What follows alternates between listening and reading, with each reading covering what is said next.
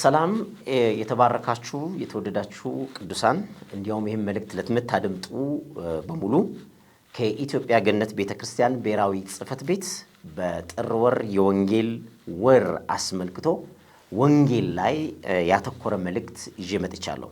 በመጀመሪያ ስሜን አስተዋውቃችኋለሁ። ፓስተር ጌራወርቅ ጌታቸው በኢትዮጵያ ገነት ቤተክርስቲያን ስነ መለኮት ኮሌጅ የአካዳሚክ ዲን እና ቫይስ ፕሪንሲፕል ነኝ። ቀጥታ ወደ መልእክቴ እገባለሁ። መልእክቴን የሚጀምረው የሮሜ መልእክት ምዕራፍ 1 ከቁጥር 1 እስከ 4 ያለውን በኢየሱስ ክርስቶስ ስም በማንበብ ነው። ሐዋርያ ሊሆን የተጠራ የኢየሱስ ክርስቶስ ባሪያ ጳውሎስ በነቢያቱ አፍ በቅዱሳን መጻሕፍት አስቀድሞ ተስፋ ለሰጠው ለእግዚአብሔር ወንጌል ተለየ። ይህም ወንጌል በሥጋ ከዳዊት ዘር ስለተወለደ እንደ ቅድስና መንፈስ ግን ከሙታን መነሳት በኃይል የእግዚአብሔር ልጅ ሆኖ ስለተገለጠ ስለ ልጁ ነው። እርሱም ጌታችን ኢየሱስ ክርስቶስ ነው። እንግዲህ እንደሚታወቀው ጌታችን ኢየሱስ ክርስቶስ በምድር ላይ ከድንግል ማርያም ተወልዶ በዮርዳኖስ ወንዝ ተጠምቆ መንፈስ ቅዱስ ከወረደበት በኋላ በሙላት አገልግሎት ፎከስ አድርጎ የጀመረው የእግዚአብሔር መንግስት ጉዳይ ላይ ነው።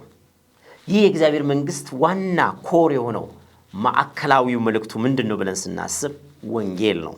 ወንጌል አሁን ባነበብኩት በሮሜ መልእክት ላይ ከሥጋ ከዳዊት ዘር ስለተወለደ ከሙታን ደግሞ በኃይል በመንፈስ ቅዱስ ስለተነሳው ስለ ልጁ ስለ ኢየሱስ ክርስቶስ የእግዚአብሔር ልጅ ሆኖ ለፍጥረት በሙሉ ስለተገለጠው ስለ ኢየሱስ ክርስቶስ ጠቅለል ባለ መልኩ ሊያድነንና ሊዋጀን ቤዛ ሊሆነን ስለመጣው ስለ ጌታችን ኢየሱስ ክርስቶስ የሚናገር መልእክት ነው።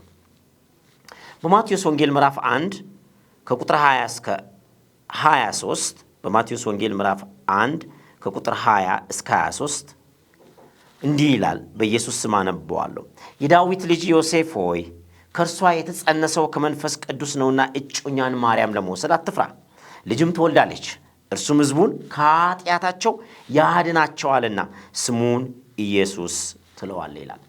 ይህ አስቀድሞ እንግዲህ በነቢያት የተተነበየው የተነገረው ምንድን ነው ተብሎ ለሚጠየቀው ጥያቄ የኢሳይያስ መልእክት በተለይ የኢሳይያስ ትንቢተ ኢሳይያስ ምዕራፍ 9 ከቁጥር 6 እስከ 7 ድረስ ያለው ሐሳብ ደግሞ አስቀድሞ በነቢያቱ አፍ ያለውን ይህንን ነገር ያረጋግጠልናል። እንዲህ በማለት ሕፃን ተወልዶልናልና ወንድ ልጅም ተሰጥቶናልና አለቅነትም በጫንቃው ላይ ይሆናል። ስሙም ድንቅ መካር፣ ኃያል አምላክ፣ የዘላለም አባት፣ የሰላም አለቃ ተብሎ ይጠራል። ከዛሬ ጀምሮ እስከ ዘላለም ድረስ በፍርድና በጽድቅ ያጸናውና ይደግፈው ዘንድ በዳዊት ዙፋንና በመንግስቱ ላይ አለቅነቱ ይበዛል። ለሰላሙም ፍጻሜም የለውም። የእግዚአብሔር ቅንዓት ይሄን ያደርጋል። እንግዲህ ወንጌል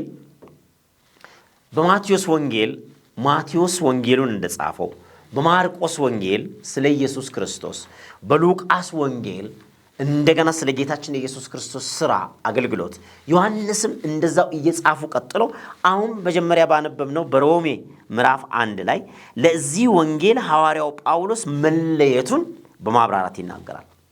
እንዲያውም ሮሜ ምዕራፍ 1 ቁጥር 16 ላይ ሐዋርያው ጳውሎስ በወንጌል አላፍርም እያለ ይናገራል። እንግዲህ መጽሐፍ ቅዱሳችን ወንጌልን ይህንን ታላቅ የምስራች መልእክት ሰው ራሱን ማጽደቅ ስላልቻለ፣ ራሱን ማዳን ስላልቻለ፣ ራሱን ከሞት ከጥፋት ከእስራት ከጨለማ ማስመለጥ ስላልቻለ ይህንን ደካማ የሰው ልጅ በጌታ በኢየሱስ ክርስቶስ የመስቀል ሞትና መስዋዕት እግዚአብሔር የሰው ልጆችን ለማዳን ይህን ታላቅ የምስራች ወደ ምድር ይዞ መጣ። አንድ ጊዜ ሰዎች ብዙ ጊዜ የሚጠይቁት ጥያቄ አለ። ለምንድን ነው 4 ወንጌላት የተጻፉት? የማቴዎስ ወንጌል ከተጻፈ በቂ አይደለም እንዴ? ወይ ደግሞ ቀለል ባለ አገላለጽ የተገለጸው የማርቆስ ወንጌል 16 ምዕራፎች ያሉት እሱም ብናጠና አይበቃም እንዴ ብለው የተለያየ ጥያቄ ሰዎች ያነሳሉ። ግን በብሉይ ኪዳን መጽሐፍም በፍርድ ቤትም በባህልም አንድ ምስክርነት ካለ 3 አይጸናም። ለዛ ነው ምስክርነት ከ3 እና ከ3 በላይ ሲሆን ያ ምስክርነት እውነት ይባላል። ወንጌልም በአራት የተለያዩ መስካሪዎችና ጻፍት እንዲጻፍ መንፈስ ቅዱስ ሲፈልግ ይህ የወንጌል የምስራችና የእውነት ምስክርነት በትክክል ምስክርነት እንዲጸና እግዚአብሔር ስለፈለገ ነው። ማቴዎስ ኢየሱስ የአይሁድ ንጉሥ ነው ብሎ ያስተምረናል። ማርቆስ ኢየሱስ ክርስቶስ አገልጋይ ባሪያ ነው ብሎ ይተርክልናል። ሉቃስ ኢየሱስ ፍጹም መስዋዕት ሊከፍል የመጣው የሰው ልጅ ነው፣ ሰብአዊው እግዚአብሔር ብሎ ስለ ኢየሱስ ይተርክልናል። ዮሐንስ ኢየሱስ የእግዚአብሔር ልጅ፣ መለኮት፣ ጌታ፣ ፈጣሪ፣ ሁሉን ቻይ አምላክ ኤልሻዳይ ነው ብሎ ይነግረናል። የወንጌል መልእክት ምንድነው ለሚባለው ወንጌል በመጀመሪያ እግዚአብሔር የሰው ልጆችን ስለመውደዱ፣ እግዚአብሔር የሰው ልጆችን ስለማፍቀሩ፣ እግዚአብሔር የሰው ልጆችን መውደዱን ደግሞ አንድያ ልጁን በመስጠት መግለጡን የሚተርክ ልዩ መልእክት ነው። ዮሐንስ ወንጌል ምዕራፍ 3 ቁጥር 16 ላይ ይህንን ነው የምናገኘው። በዮሐንስ ወንጌል ምዕራፍ 3 ቁጥር 16 ላይ በእርሱ የሚያምን የዘላለም ሕይወት እንዲኖረው እንጂ እንዳይጠፋ እግዚአብሔር አንድያ ልጁን እስኪሰጥ ድረስ ዓለሙን እንዲሁ ወዷል አለ። እግዚአብሔር እኛን የወደደን ስላገለገልን አይደለም። እግዚአብሔር እኛን የወደደን ምናልባት ለእግዚአብሔር አስራት ስለከፈልን አይደለም። እግዚአብሔር እኛን የወደደን እግዚአብሔርን እንወደዋለን እስቲ እናገልግለው ብለን ለሱ ቤተ መቅደስ ስለገነባን፣ ጸሎት ቤቶችን ስላንጽን፣ አስራት መባ ወደ ቤተ ክርስቲያን ስላመጣን አይደለም፣ ወይ የሆነ ስራ ስለሰራንለት አይደለም። እግዚአብሔር እኛን የወደደን በልጁ በኢየሱስ ክርስቶስ እንዲሁ ነው የሚለን። ዮሐንስ ወንጌል ምዕራፍ 4 ቁጥር 8 ላይ እንደዛ ነው የሚነግረን። ገና ኃጢአተኞች ሳለን ክርስቶስ ስለኛ ሞቷልና ይላል። የወንጌል መልእክት አንተ የሰው ልጅ ከአዳም ከስጋ ከሴት ፈቃድ ከደም ከስጋ የተወለድክ ኃጢአተኛ ነህ ይላል። ኃጢአተኛ ማለት ከእግዚአብሔር የተለየ ማለት ነው። የእግዚአብሔርን ሕግ የተላለፈ ማለት ነው። እግዚአብሔርን ደስ የማያሰኝ ማንነት ያለው ፍጥረት ማለት ነው። የወደቀ ማለት ነው። በዛ ነው በሮሜ ምዕራፍ 3 ከቁጥር 10 እስከ 23 ላይ በተለይ 10 ምዕራፍ 3 ቁጥር 23 ላይ ሁሉ ኃጢአትን ሰርተዋል ይላል። አይሁዳዊ ቢባል፣ ግሪካዊ ቢባል፣ ሮማዊ ቢባል፣ አረባዊ ቢባል፣ አፍሪካዊ ቢባል፣ ኤዥያዊ ቢባል የሰው ፍጥረት በሙሉ ኃጢአተኛ ነው የሚለው። ለምን? ከአንዱ ከአዳም ከወደቀው ዘር የተወለደ በሙሉ ኃጢአተኛ ነው። ስለዚህ ለዚህ ኃጢአተኛ የምስራች ያስፈልጋል። ወንጌል የምስራች መልእክት ስለሆነ በሶስተኛ ደረጃ ይህ የኃጢአት ዋጋ ኃጢአት የመጨረሻ ውጤቱ መግደል ነው። የኃጢአት ደሞዝ ተመጣጣኝ ክፍያው ሞት ነው ይለናል የእግዚአብሔር ቃል።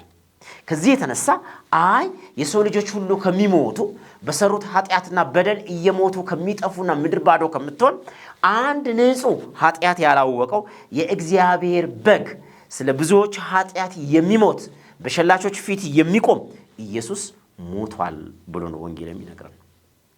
ሮሜ ምዕራፍ 5 ቁጥር 8 እንደገና በዛም ቁጥር 9 ይህን ይነግረናል። ስለዚህ የወንጌል መልእክት ይህን ኢየሱስ ክርስቶስ እግዚአብሔር መውደዱን የገለጠበት መንገድ፣ ስለ ኃጢአተኞች ራሱን ቤዛ አድርጎ አሳልፎ የሰጠውን አምላክ፣ ደሙን በመስቀል ላይ ያፈሰሰውን ይህንን ጌታ ተቀብለህ የዘላለም ሕይወት አግኝ፣ ላንተ ነው የሞተው ነው። ኢየሱስ ክርስቶስን እንደ ግል አዳኝ አድርገህ ተቀበል ብለን በወንጌል መልእክቱ ስንሰብክ ስለ አንተ ኃጢአት ሞቶልሃልና ሞቱን አምነህ ተቀበል ነው። በመስቀል ላይ የሰራልንን ስራ አምነህ ተቀበል ነው። ይህንን ነው በወንጌል ስብከት ውስጥ የምናገኘው። ሮሜ ምዕራፍ 5 ቁጥር 7፣ ሮሜ ምዕራፍ 10 ቁጥር 13 ኢየሱስ ክርስቶስን የሚያምን እሱ የዘላለም ሕይወት አለው ይላል የእግዚአብሔር ቃል። እንግዲህ ወንጌል እንዲህ ከሆነ ለቤተ ክርስቲያን የተሰጠ ተልእኮ ነው ከተባለ ከየት ጀምሮ እንዴት ነው ወዴት ነው መቀጠል ያለበት ተብሎ ጥያቄ ሊነሳ ይችላል። በሐዋርያት ሥራ ምዕራፍ 1 ቁጥር 8 ላይ ጌታችን ኢየሱስ ክርስቶስ ደቀ መዛሙርትን ካስተማረ እንደገና ደግሞ ከነሱ ጋር ካሳለፈ ተመልሶ ከሞት ደግሞ ከተነሳ በኋላ ለ40 ቀናት በተደጋጋሚ እየታያቸው ካስተማራቸው በኋላ እንዲህ የሚል መልእክት ተናገረ። ኃይልን እስክትቀበሉ ድረስ ከኢየሩሳሌም አትውጡ፣ ኃይልን ከተቀበላችሁ በኋላ ግን ምስክሮቼ ትሆናላችሁ አለ። ከየት ጀምሮ? ከኢየሩሳሌም፣ በመቀጠል በይሁዳ ምድር፣ ሶስተኛ ደረጃ ሰማርያ፣ እስከ ምድር ዳርቻ ድረስ ወንጌልን መልእክት ሐዋርያቶች ይዘው መጓዝ እንዳለባቸው የእግዚአብሔር ቃል ያስተምራል። እንግዲህ ወንጌልን የምንሰብከው ለምንድን ነው ተብሎ ደግሞ በቤተ ክርስቲያን ደረጃ የሚጠየቅ ጥያቄ ብዙ ጊዜ ይነሳል። አንዳንድ ጊዜ እግዚአብሔር በዘፈቀደ ሰዎችን አያድንም እንዴ? ዝም ብሎ ወደ መንግስቱ አይጠራም እንዴ? ሰዎች ሃይማኖተኞች ስለሆኑ የተለያየ ሃይማኖቶች ስላላቸው የሰዎችን ሃይማኖት ሄደን ተዳፍረን ገብተን ወንጌል መመስከር አለብን እንዴ ተብሎ የሚጠየቅ ጥያቄ አለ። ግን ጌታ ኢየሱስ ክርስቶስ ሐዋርያቶችን ጥሪ አድርጎ አሰልጥኖ አስተምሮ መንፈስ ቅዱስ እስኪወርድባቸው ድረስ የሰጠው ትልቁ ምክር ምንድነው? ምስክሮቼ ትሆናላችሁ፣ እኔ ያስተማርኳቸውን እያስተማራችሁ ሰዎችን አጥምቃችሁ የእኔ ደቀ መዛሙርት ታደርጋላችሁ ነው ያለው። ከዚህ የተነሳ ይሄ በቅብብሎሽ ይቀጥላል። ሰው ሁሉ ወንጌልን መስማት አለበት። ሮሜ ምዕራፍ 6 ቁጥር 23 ይህንን ነው የሚነግረን። ሁለተኛ ቆሮንቶስ ምዕራፍ 5 ቁጥር 5 እስከ 10 ይህንን ነው የሚናገረው የእግዚአብሔር ቃል። ሁሉም ሰው ወንጌልን መስማት እንዳለበት፣ ያለ ሰባኪስ እንዴት ያምናሉ የሚለው ቃል ይፈጸም ዘንድ ሰባኪ ያስፈልጋል። ወንጌል መናገር አለብን። የቤተ ክርስቲያን ትልቁ ተልእኮ ወንጌል መናገር ነው። በሁለተኛ ደረጃ እግዚአብሔር ደግሞ ሰዎች ሁሉ እንዲድኑ ስለሚፈልግ ነው። ሁለተኛ ጢሞቴዎስ ምዕራፍ 2 ከቁጥር 3 እስከ 4 ይላል። የእግዚአብሔር በጎ ፈቃድና ሐሳብ ሰዎች ሁሉ ይድኑ ዘንድ ስለሆነ ይላል። አያችሁ እንግዲህ እግዚአብሔር ሰዎች እንዲድኑ የሚፈልግ አምላክ ስለሆነ ነው ልጁን አሳልፎ በመስቀል ላይ የሰጠው። ከዚህ የተነሳ ወንጌል መሰበክ አለበት። በሶስተኛ ደረጃ በክርስቶስ ማመን ለመዳን ብቸኛ መንገድ ስለሆነ ወንጌል መሰበክ አለበት። ሰዎች ከኃጢአት፣ ከጨለማ፣ ከሞት፣ ከዘላለም እስራትና ሰንሰለት ተፈተው ነፃ መውጣትና መዳን የሚችሉት በክርስቶስ በኩል ስለሆነ ይህንን ወንጌል መመስከርና መስበክ ማስተማር የቤተ ክርስቲያን ኃላፊነትና ድርሻ እንደሆነ ቃሉ ያዘናል። አራተኛ የጌታ ኢየሱስ ክርስቶስ ትእዛዝ ነው። ማቴዎስ 28 ከ18 እስከ 20 በተለምዶ የታላቁ ተልእኮ ብለን የምንናገረው ወይ በማርቆስ ወንጌል ምዕራፍ 16 ቁጥር 15 ላይ ወንጌልን ለፍጥረት ሁሉ ስበኩ ብሎ ጌታ ስለተናገረ ትእዛዙም ስለሆነ ይህንን መፈጸም ግዴታችን ነው።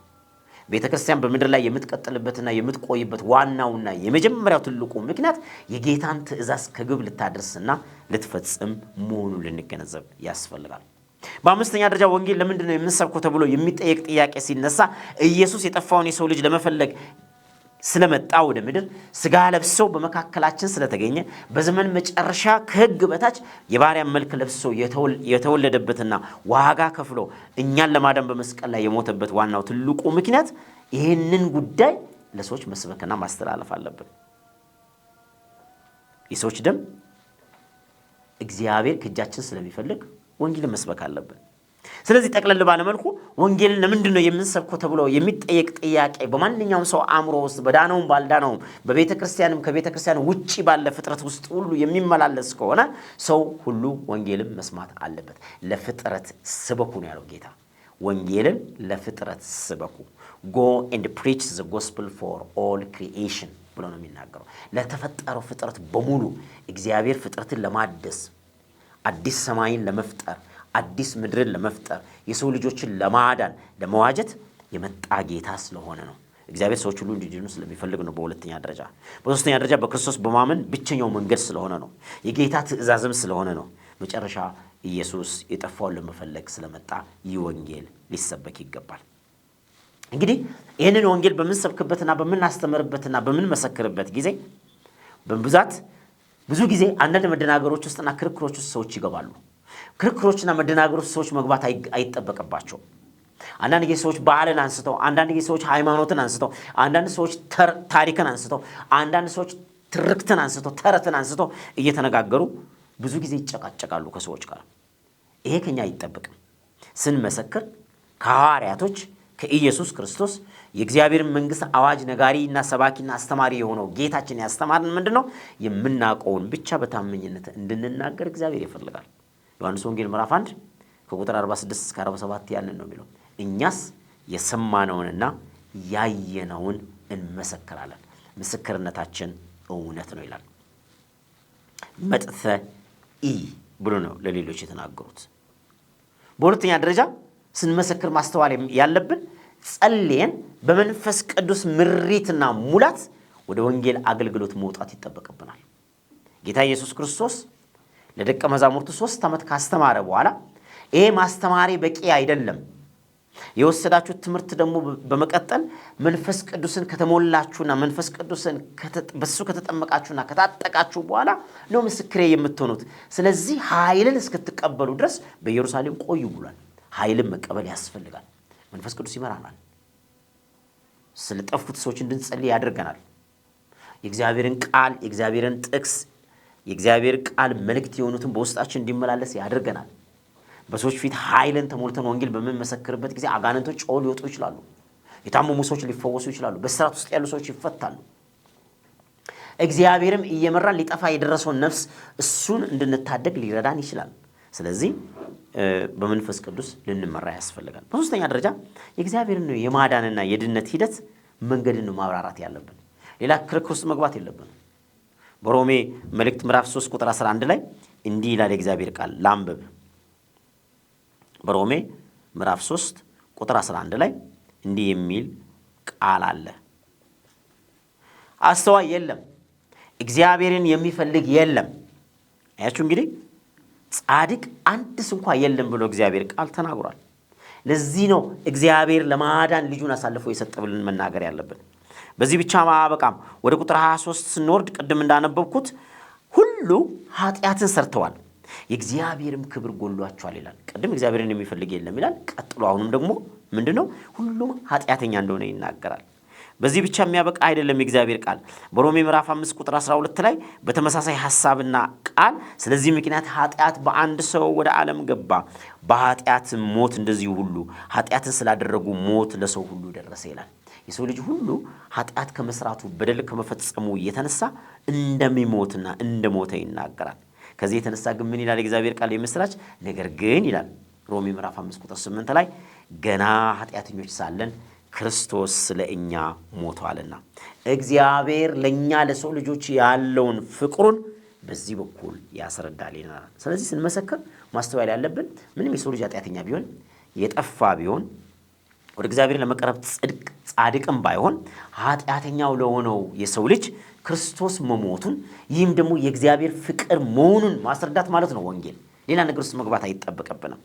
በዚሁ በተመሳሳይ በሮሜ መልእክት ምዕራፍ 6 ቁጥር 23 ላይ ከሚደንቃችሁና ከሚገርማችሁ የእግዚአብሔር ቃል ምን ብሎ ያስተምረናልና ይናገረናል ብላችሁ ብታስቡ የኃጢአት ደሞዝ ሞት ነውና የእግዚአብሔር የጸጋ ስጦታ ግን በክርስቶስ ኢየሱስ በኩል በጌታችን የዘላለም ሕይወት ነው ይላል። ምንም ኃጢአት እንኳን ሞት ቢያመጣብን፣ ጠላት ሰይጣን ሞት ቢያውጅብን፣ ሰው ከሰራው ኃጢአትና በደል የተነሳ ሞት ተፈርዶበት እንኳን ቢሆን የእግዚአብሔር የጸጋ ስጦታ ሲል በነፃ ያዘጋጀልን የድነት መንገድ በኢየሱስ ክርስቶስ በኩል የዘላለም ሕይወት ነው። ይህንን ወንጌል መልእክታችን።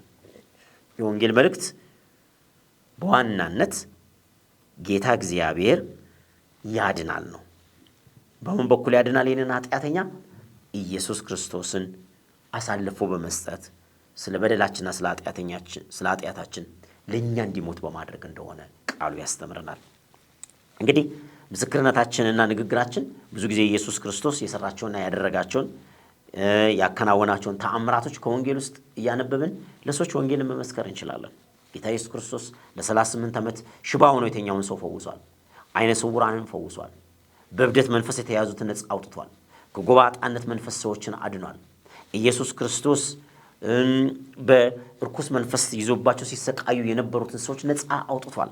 በሰንሰለት ታስሮ በመቃብር ቦታና አካባቢ እድሜ ልካቸው መኖሪያቸው ያደረጉትን ሰዎች አድኗል። አሁንም እንደገና ይህ ስልጣን ለሐዋርያቶች ተሰጥቶ መንፈስ ቅዱስን ከተሞሉ በኋላ ከ40 ዓመታት በላይ በቤተ መቅደስ ፊት ለፊት ቁጭ ብሎ ከእናቱ ማህፀን ጀምሮ ሽባ የነበረውን ሰው በልመና የሚተዳደረውን በክርስቶስ ኢየሱስ ስም ወንጌልን በመናገር ያ ሰው ተነስቶ እንዲመላለስ አድርጓል። ስለዚህ የእግዚአብሔር የማዳን ሥራ ነው መናገር የሚጠበቅብን። የተለያዩ ስልጠናዎች ማድረግ አለብን። 2 ወይንም 3 ሆነን በጋራ ጸልየን መሰማራት አለብን። ለአንድ ሰው ወንጌልን መመስከር እንችላለን።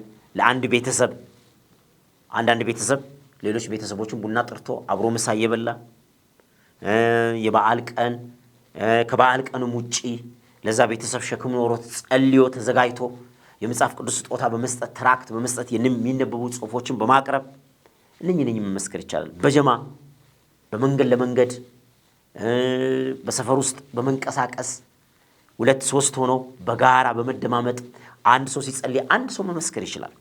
አዳዲስ አማኞች በዚህ ሁኔታ ላይ ሳይሰለጥኑ ወደ ወንጌል ስርጭት ሊወጡ አይገቡም።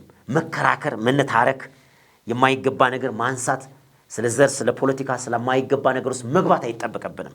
ባጭሩ ወንጌልን በምንሰብክበት ጊዜ ባገኘነው አጋጣሚ መንፈስ ቅዱስ በመራን ሁኔታ ጮክ ብለን ቃል አውጥተን ልንሰብክ እንችላለን። ሰው አጠገብ ረጋ ብለን ተነጋግረን የእግዚአብሔርን ቃል በመጥቀስ ጥቅስ በማሳየት ለሰዎች ተስፋ ያጡ፣ ያዘኑ፣ መጽናናት የሚፈልጉ ሰዎች እንኳን ሊገጥሙን ይችላሉ። ለነሱ መመስከር እንችላለን።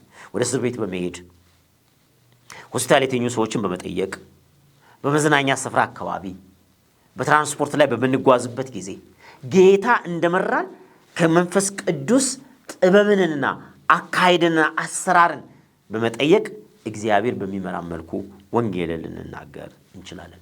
ከሁሉ በላይ በዚህ በተጨማሪ ወገኖቼ የህይወት ንጽህናና ምሳሌ ሊኖረን ይገባል። የምንናገረውን መኖር አለብን። ህይወታችን ባመኑትም ባላመኑት ዘንድ የምስክርነት ህይወታችን ጭምር ወንጌልን መመስከር አለበት። እግዚአብሔር ደግሞ አንዳንድ ጊዜ ሚስዮናዊያን አድርጓችሁ ወደ ሌላ ሀገር ሚስዮናዊ ሆናችሁ እንድትልኩም ካነሳሳችሁ ጸልያችሁ ለቤተ ክርስቲያን አሳውቃችሁ እኔ በሚስዮናዊነት የሆነ በወንጌል ያልተደረሰ አካባቢ ሄጄ ማገልገል እፈልጋለሁ ብላችሁ ከቤተ ክርስቲያን ጋር በመነጋገር ስልጠና በመውሰድ ወደ መንፈሳዊ ኮሌጆችና ተቋማት በመምጣት እዛ ታጥቃችሁ እግዚአብሔር ወዳሰማራችሁ ራእይ ወደ ሰጣችሁ ስፍራ ሄዳችሁ ያንን ማህበረሰብ ማገልገል ትችላላችሁ።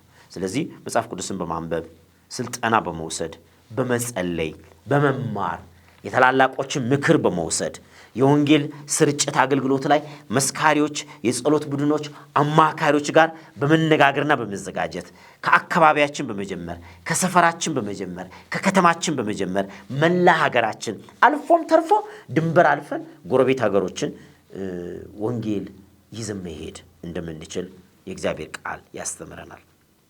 እንግዲህ ወገኖቼ በማቴዎስ ወንጌል ምዕራፍ 28 ከቁጥር 18 እስከ 20፣ በማርቆስ ወንጌል ምዕራፍ 16 ቁጥር 15፣ በአንደኛ ቆሮንቶስ ምዕራፍ 9 ቁጥር 16፣ በአንደኛ ቆሮንቶስ ምዕራፍ 9 ቁጥር 23 ላይ ወንጌልን መናገር እንዳለብን፣ ወንጌልን መመስከር እንዳለብን፣ ወንጌልን ማሰራጨት እንዳለብን የቤተ ክርስቲያን ትልቁ ተልእኮ የእያንዳንዱ ምእመን ኃላፊነት እንደሆነ የእግዚአብሔር ቃል ያስተምረናል። በተለይ በሮሜ መልእክት ምዕራፍ 10 ከቁጥር 9 እስከ 10 ሰው በልቡ አምኖ በአፉ መስክሮ ይድናል ይላል። ይሄ ምን ማለት ነው? ሰዎች ስለመሰከሩ ዳኑ ማለት አይደለም።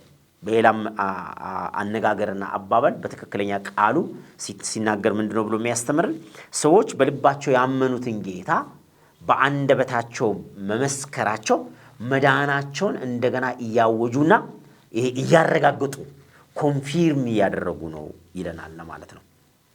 ስለዚህ ወገኖቼ የወንጌል መልእክት ቅድም እንዳነበብኩት ወንጌል በስጋ ከዳዊት ዘር ስለተወለደ ስለ ጌታችን ስለ ኢየሱስ ክርስቶስ ከሞት በኃይል ስለተነሳው ስለሱ የእግዚአብሔር ልጅ ሆኖ ስለተገለጠና ክርስቶስ የእግዚአብሔር መንግስት ቀርባለችና ንስሐ ግቡ ብሎ ሲናገር የነበረውን አዋጅ የማስታረቅ ድልድይ የመሆን ከእግዚአብሔር ጋር የማገናኘት በሰውና በእግዚአብሔር መካከል አንድ መካከለኛ አለ የሚለውን ቃል የሚናገር ትልቅ መልእክት ነው። ከዚህ የተነሳ ነው በሮሜ መልእክት ምዕራፍ 1 ቁጥር 16 ላይ ሐዋርያው ጳውሎስ እኔ በወንጌል አላፍርም አለ። ይህንን ወንጌል ሰብኬ ዛሬ እስር ቤት ብገባ፣ አጥማቂው ዮሐንስ ይህንን ወንጌል ሰብኮ አንገቱ በሰይፍ ቢቀላ፣ ኢየሱስ ክርስቶስ ራሱ በመስቀል ላይ ሞቶ